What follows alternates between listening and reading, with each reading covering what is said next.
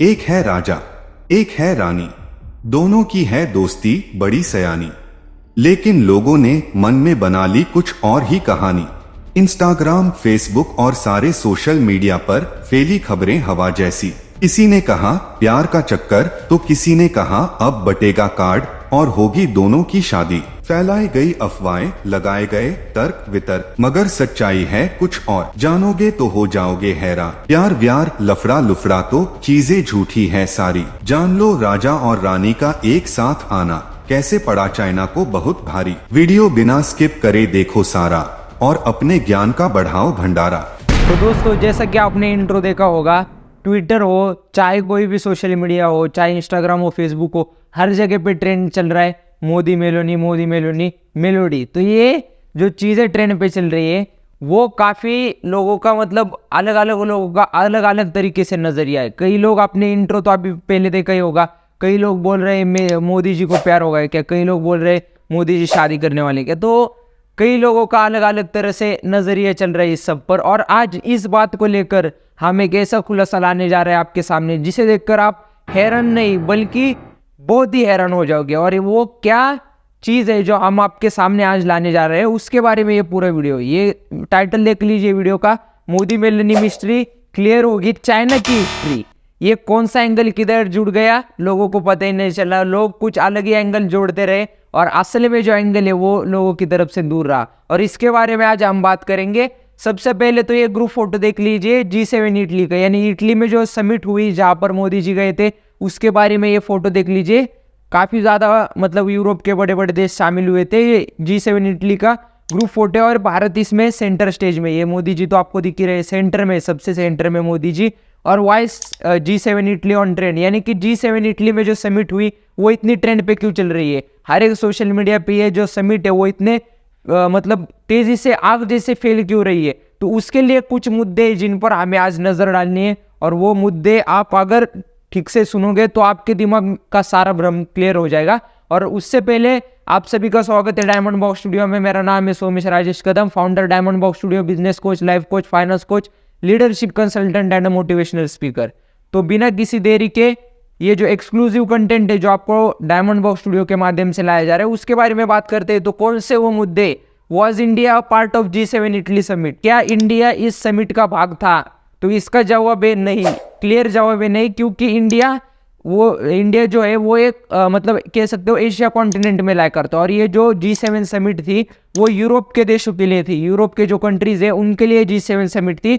और वो इस G7 समिट में इन्वॉल्व थे और इंडिया का कोई मतलब पार्टिसिपेशन नहीं होना चाहिए वैसे ऑफिशियली देखा जाए तो। लेकिन इंडिया तो पार्टिसिपेंट है, आपको तो पता ही है, दुनिया की कोई भी चीज़ हो इंडिया का नाम उसमें ज़रूर आना है। और उसके बाद देखते हैं मोदी मेलोनी की जोड़ी, यानी कि अगर आपने ट्विटर पे देखा होगा एक जो सेल्फी वाले वीडियो लिया है मेलोनी जी ने, वो काफ़ी ज़्यादा ट्रेंड हो रहा है ट्विटर पे, जहाँ पर सेल्फी लेके वो बोल रहे हैं hello from the melody team. तो ये काफ़ी ज़्यादा ट्विटर पे ट्रेंड हो रहा है। तो ये जोड़ी के बारे में भी चर्चा करेंगे। और अगर बात की जाए किसने किसने G7 इटली में यानी जो G7 इटली समिट है उसमें पार्टिसिपेट किया, तो यूरोप के कई बड़े बड़े नामचीन देश थे, जैसे कि चाहे ले लो जर्मनी ले लो, इटली, एक तो इटली के लीडरशिप के अंडर हुआ था ये पूरा समिट। उसके बाद फ्रांस ले लो, UK ले लो, US ले लो, या फिर US भी मतलब अनऑफिशियल पार्टिसिपेंट था। और उसके बाद आप जापान ले लो, मतलब कई सारे बड़े बड़े देश शामिल थे यूरोप के।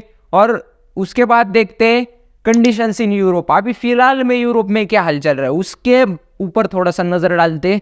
और ये तो दिख ही रहा है आपको, बैन हो रखा है।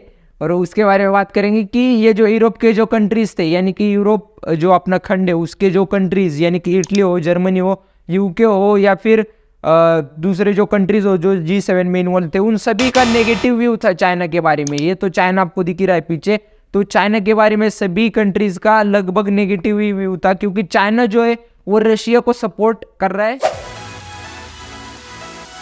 अच्छी बात है, रशिया को सपोर्ट कर रहा है, लेकिन इस लेवल पे, जिस लेवल पे ये रशिया और यूक्रेन का युद्ध हो रहा है, तो उसे रोकने के लिए चाइना का प्रयास होना चाहिए, ना कि उस युद्ध को बढ़ावा देने के लिए। लेकिन चाइना जो चीजें कर रहा है वो युद्ध को बढ़ावा दे रहा है और दोनों के बीच में झगड़े को प्रोत्साहन दे रहा है। तो इसके वजह से जो यूरोप के कंट्रीज है उनका जो व्यू है चाइना के बारे में वो नेगेटिव होते जा रहा है। और दूसरा मुद्दा जो है कि जो नए टेरिफ जो यूरोपियन कंट्रीज है वो चाइना पर लादना चाहते हैं, यानी कि जो चाइना जो है उसका तो आपको पता ही है, चाइना कोई भी चीज़ सही ढंग से नहीं करता, उनकी हर बार कुछ ना कुछ उल्टी सीधी मतलब कुछ भी ऊट पटांग चीज़ें करते ही रहते। तो उसी तरह से चाइना मतलब पैसा कमाने के लिए कोई भी जरिए कोई भी लेवल तक जा सकता है। और इसके लिए जो यूरोपियन कंट्रीज है, जो यूरोप के जो देश है, उन्होंने एक साथ आकर चाइना के जो ऊट पटांग चीज़ें जो चाइना करता है उसे रोकने के लिए एक साथ अपनी स्ट्रेंथ दिखाई है। और इसके लिए मतलब ये जो कंडीशन चल रही है यूरोप में वो चाइना को काफ़ी ज़्यादा अपोज करने वाले, तो ये चीज़ों पर बात गौर करने वाली है। और उसके बाद देखते हैं मोदी मेलोनी मिस्ट्री। अभी कई लोग इसे प्यार का एंगल ले रहे हैं और कई लोग इसे मतलब अलग अलग एंगल ले रहे हैं, शादी वादी ये वो। मतलब आपने ट्विटर पे देखा होगा काफ़ी ज़्यादा चीज़ें ट्रेंड में चल रही है, काफ़ी ज़्यादा। लेकिन अगर ध्यान से देखा जाए, अगर ये मतलब चीज़ को ध्यान से देखा जाए तो ये ना ही प्यार वाला मैटर है, ये खाली मैटर है पॉलिटिक्स वाला। अभी जो लोग जो पॉलिटिक्स में मतलब काफ़ी ज़्यादा उनकी डीप स्टडी है, उन्होंने ये ज़रूर सोचा ही होगा कि अभी देखो मोदी जी का एज तो वैसे ही हो के ही चला गया है, तो अभी इस उम्र में ये सारी चीज़ें करके कुछ नहीं मिलने वाला। अगर उन्हें नाम कमाना है, अगर उनको भारत को आगे ले जाना है, तो उन्हें दिमाग का खेल करना होगा, उन्हें पॉलिटिक्स करनी होगी। और ये उनके पॉलिटिक्स का कह सकते हो कि एक नुमाइश है, एक मतलब उनकी जो पॉलिटिक्स की जो स्किल्स है उसका एक आपको एग्जांपल दिया जा रहा है, एक एग्जांपल सेट किया जा रहा है कि कैसे एक बंदा जो इंडिया फॉरेन में मतलब फॉरेन के जो कंट्रीज है उनके सामने इंडिया का कुछ नामो निशान नहीं हुआ करता था, आज इंडिया वो सारे फॉरेन कंट्रीज को लीड करता है। आज इंडिया G7 समिट का पार्ट ना होकर भी G7 समिट में इन्वॉल्व है और वो भी सेंटर ऑफ द स्टेज में। तो ये काफ़ी गौर करने वाली बात है। चाहे कहीं भी वॉर हो, चाहे कहीं भी युद्ध हो, लेकिन उस युद्ध को सुलझाने वाला भारत ही है। और चाहे कहीं पे कुछ मैटर हो, चाहे कहीं पे कुछ लफड़ा हो जाए, वहाँ पर सबसे आगे उस मैटर को सॉल्व करने वाला देश भी इंडिया ही है। तो ये नज़रिया लोगों का होना चाहिए।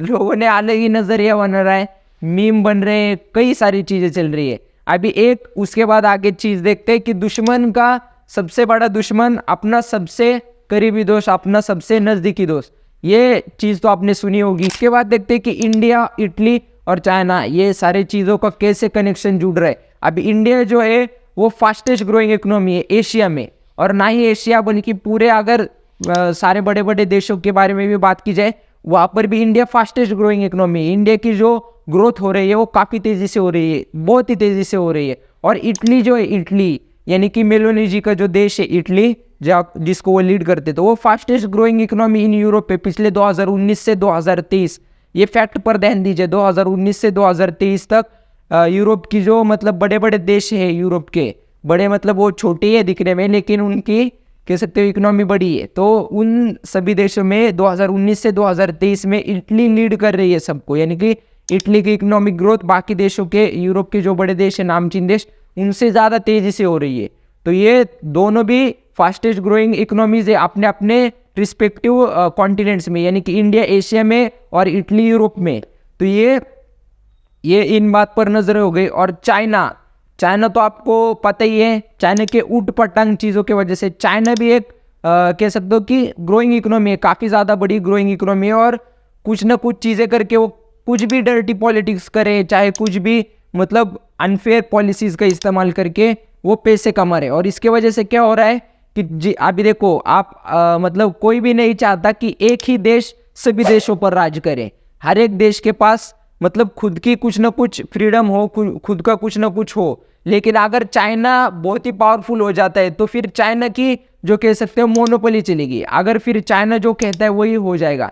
तो इसके लिए अगर चाइना को रोकना हो और सभी देशों को आगे बढ़ना हो तो सबको एक साथ आना पड़ेगा। इसके लिए G7 समिट जो हो गई उसमें सबसे तेज ग्रोइंग इकोनॉमी यानी कि भारत, उसको इन्वॉल्व किया गया था। भारत इसका हिस्सा ना होकर भी भारत इसमें इन्वॉल्व था, ताकि ये जो मुद्दा है चाइना वाला मुद्दा, उसको मतलब क्लियर करना है। लोगों का भी बहुत परेशान हो गए लोग चाइना से, चाइना जो चीज़ें करता है उससे लोग काफ़ी ज़्यादा परेशान है, देश सारे बड़े बड़े काफ़ी ज़्यादा परेशान है।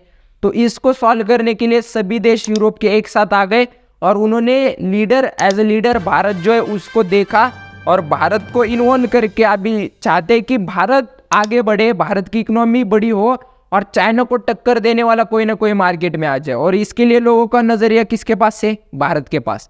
यानी कि लोगों को पता है अगर चाइना को कोई टक्कर दे सकता है तो वो भारत ही है, और भारत को हमें जितना सपोर्ट करना है उतना करना होगा। इसके लिए सारे यूरोप के जो देश है, सारे यूरोप के जो कंट्रीज है, उन्होंने भारत को सपोर्ट किया है चाइना के खिलाफ, ताकि ये जो चाइना की मनमानी जो चल रही है वो रुक सके और चाइना जल्दी नामो निशान मिटने वाला है।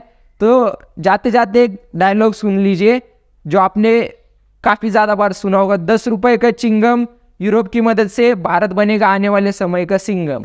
तो ये जो डायलॉग है वो आने वाले समय में कितना सही होता है और आपकी क्या राय है इसके बारे में, यानी कि आप क्या सोच रहे हो ये पूरे मुद्दे के बारे में, मोदी मेलोनी मिस्ट्री के बारे में आपका क्या व्यूज़ है, कमेंट में ज़रूर डालना।